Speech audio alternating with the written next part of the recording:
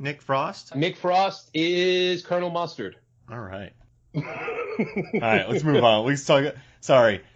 It's okay. Yeah, because it's tough though to put this cast together because I mean it's like how do you replace Michael McKean? That's just how do you replace Madeline Khan?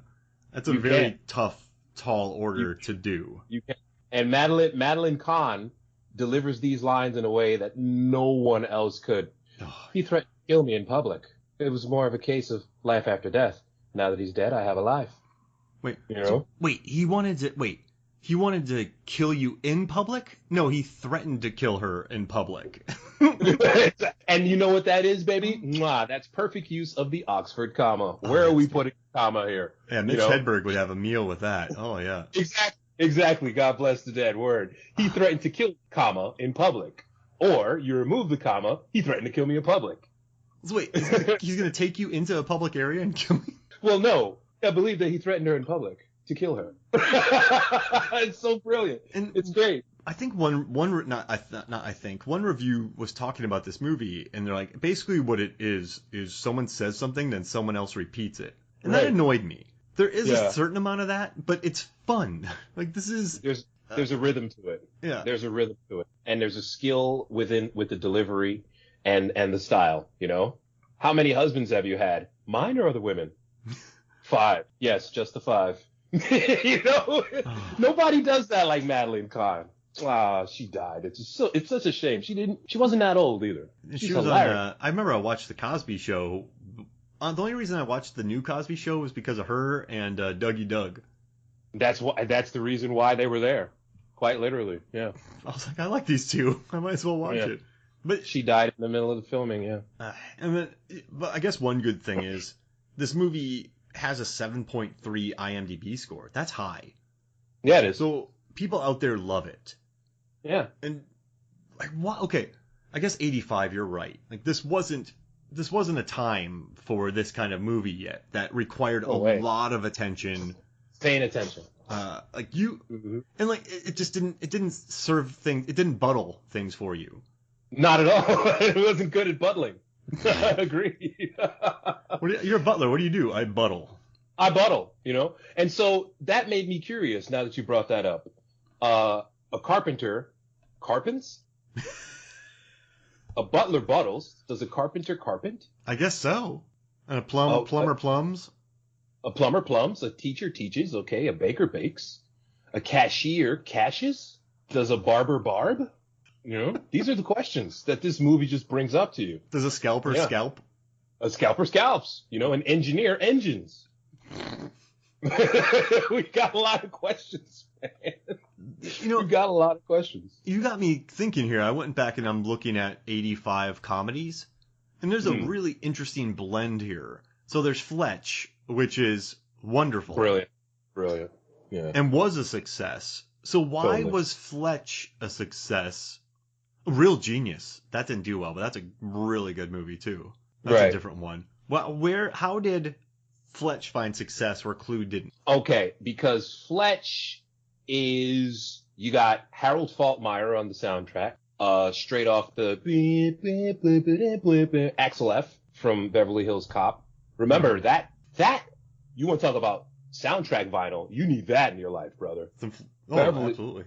Yeah, Faltermeyer on the soundtrack. Chevy Chase. He's still not in his I'm making only shitty movies period yet. Like I'm just doing Chevy Chase from now on. Right. Yeah. Exactly.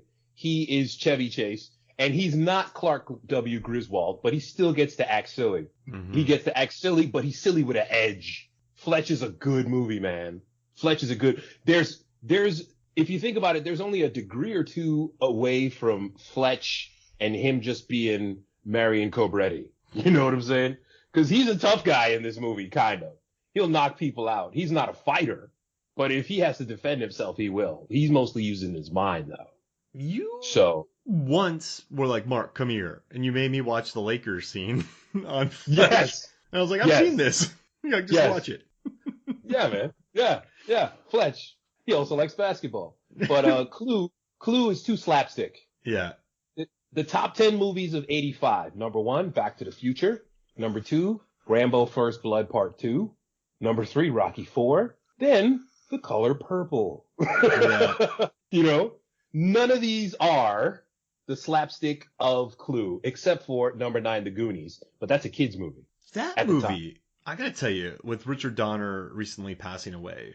Yes, the tone and manicness of Goonies, the way the kids talk in that movie, I don't think has ever been captured so. Like, there's Stand By Me, but I don't think anybody's ever captured kids talking over each other before. Nope. Does that make sense? Like, that's one of the best examples of just motor mouth dialogue. And I know the Goonies and Monster Squad reference, which is, you're right, Monster Squad. I mean, those kids, like, okay, one's more like caustic, Shane Blackie, and then the other one's more Donnery, I would say. Right. But they both are so successful, and that's like Clue. I mean, there's scenes in this when they're all yelling at each other. Yes. And at the end of it, it's just Tim Curry running for 30 minutes. So it's a very manic movie, almost in the mold of Goonies. Of Gonies? Oh, jeez Louise. But it's... Gonads. I think it doesn't... Once again, it does not buttle something on a plate for you. You have to watch this movie. And some of the gags in it, right? Like Naked Gun, you have these sight gags. Airplane, you have these sight gags. In Clue, you have a dog poop gag with 3 people smelling dog poop that goes nowhere after that. And then you have a soup slurping scene, but you find out that the soup is what, whalebone soup? Isn't that what it was? The soup is shark fin soup, my friend. No, they had shark fin soup, and then they had another one. At the very monkey brains. Yes. Oh yes, the soup was shark fin soup, and then she was eating monkey brains. But it's correct. The slurping goes nowhere. Nowhere. I mean, like, but then you can look at movies like Napoleon Dynamite, which I adore, where some of the gags in that film do not push the narrative forward. Not at all. But I love them nonetheless. And that's like Clue to me. I don't know how you can sit there and just say, oh, well, that slurping gag wasn't necessary. And it's like, well, I mean, was the scene in 40-Year-Old Virgin where they were like, you know how you like that stupid scene between Paul Rudd and Seth Green? Like, was that necessary? Like, no, that does nothing. Yeah. So it's just little nitpicks. It really doesn't. Little nitpicks. And they're like, oh, we improvised that. Good job, guys. That's yes, congratulations. Very 2001. Awesome. But it's you really can't do that anymore. No. Totally. That scene is over. And I think it's even worse. He's like, yeah, and we improv'd it. I'm like, oh, so it wasn't just on a Judd Apatow script? Exactly. Nobody wrote that down. This is just you speaking from the heart. Oh, man, Paul Rudd. Whoa. But okay, sure, it doesn't move the narrative forward. Right. But it's comedy. I think in action scenes, it's important for an action scene to move the narrative. But in 100%. A comedy, you can, I'm telling you, dude, 7,000 gags. You can have a few that don't move the plot forward or that are silly. And correct. Correct. And on top of that, this is a murder mystery, okay? And somehow they try to make it funny. Mm-hmm. And they manage to succeed. Do you know that they kill 6 people in this movie, man? 3 plus 3? Oh, it's serious now. They kill 6 people in this movie, and I believe the first Friday the 13th movie, they kill 9 people, dude. 10. Friday the 13th, where Mrs. Voorhees, spoiler alert, is the murderer, they kill 10 people. In Clue, they kill 6. So you got murder here, people. Okay? Telegram people getting shot. The singing Telegram girl is so happy, and it just doesn't even get to the 3rd line. She's just murdered. Pop. Yeah, you're getting people who are being clubbed about the face and neck until they're dead, okay? Clue is not playing around, pun intended, And I guess, solid movie. I want to see what you think about this. I said this movie doesn't really serve everything up on a platter for you. But I mean, I guess the last 20 minutes, Tim Curry replays everything that happened in the movie. But it happens so fast that it's sillier. It's not meant to just be like, we're reminding you what happened, like last week's episode. It moves so fast. It's just him solving the murder. Right. So then it's fine that they replay everything. Because if you think about Knives Out or these detective movies, well, I saw you falling into the snow, but it wasn't you. It was your cousin. And then you used a bag of rice. And then you do all those stupid flashbacks. That's what Clue does. That's every episode of Sherlock, and people can't get enough of that show. Okay? CSI. Yeah. Yeah, exactly. Except Sherlock has floating numbers because, he's thinking, Get out of here, man. I don't want to hear that shit. Yo, Clue is dope. Let's go. And it gives Tim Curry a chance to go nuts, quite frankly. And we grounded nuts, which I love. Yeah. And we need that. We need Tim Curry going batshit on our cameras. Period. Full stop. That's what we need in our lives. I needed more sesame cake with Delroy Lindo. You can't have my sesame cake. Hamarta. Put down the sesame cake. Yeah. Right. But now that you mentioned the food. You want to, or unless you're hopping to break time. And no. I was just going to say, in Congo, I just love the moment when Ernie Hudson and Laura Linney just do back-to-back flare shooting. And they just light up all those missiles that are flying at them. And they don't miss. And I watched that for the podcast, and I was just watching Ernie Hudson and Laura Linney sniper missiles with flare guns. And I was like, this is beautiful. This is amazing. Amy, bad gorilla. That's all I have to say. Oh, that is my favorite movie. Those martinis. Martini, calm you down. Oh. No, but yeah, I guess going back to the food, like the dinner scene. I mean, that's just a fun moment. And also when they say brandy and coffee after dinner, like, yes, please. Nobody gets coffee, though. Yeah. No one drinks a cup of coffee in the hour and 38 minutes of this movie. There is no coffee. It's just brandy. And I find brandy to be a poor substitute, quite frankly, for scotch. Oh. What do you think? Yeah, I don't know. If I was going to have an after dinner thing, it's going to be scotch. It's got to be scotch, right? Yeah, it has to be. It's got to be scotch. Yeah. I don't get brandy. I feel like brandy is just unnecessarily sweet, and it reminds me of cough syrup. I just don't like sweet. Give me. Yeah. I used to like Finnish whiskey a lot too, but you know what? There's some really good Finnish whiskeys that are like aged in brandy barrels or aged in like Moscato. Some very interesting blends out there, or like whiskeys that are finished. I could do that after dinner, but I would rather just have a scotch. Give me a totally. And quite honestly, the way that they're walking around with these glasses of brown liquor, I don't think that it's brandy that they're actually drinking. It feels like they're always drinking some type of scotch, especially Colonel Mustard. Every 10 seconds, I need a drink. Colonel Mustard is much. Best pouring of whiskey I've ever seen in a movie. Yeah, he's completely missing the glasses. Yes. Beautiful. And it was insane.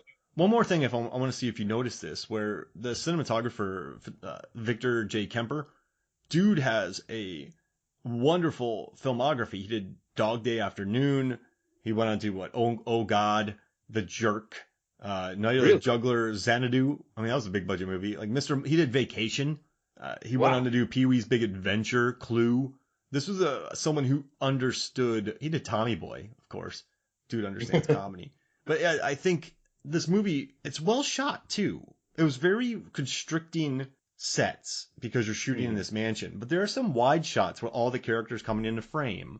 Or it's a well shot film. But yeah, and I guess I just didn't worry about you know what's interesting? I was thinking about this. This is a movie that is like it'd be really hard to find another movie with more dialogue. Constant dialogue.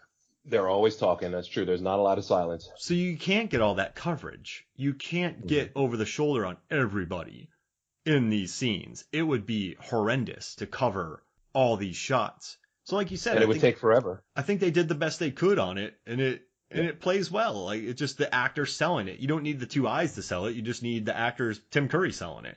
It's wonderful. This is it, man. This is it. These are people who are just masters of comedy and just great actors, every single one of them. So they know what to do with their bodies. They know what to do with their hands. I've never known what to do with my hands in a photograph. Mm-hmm. These people are just great at what they do. And nothing looks out of place. Nobody's crammed together. It's well lit. Absolutely. The mansion looks spooky when they want it to. But most of the time, it's a really, like, I would love to visit this mansion, even though I would probably be murdered within 15 minutes. What would you get murdered by?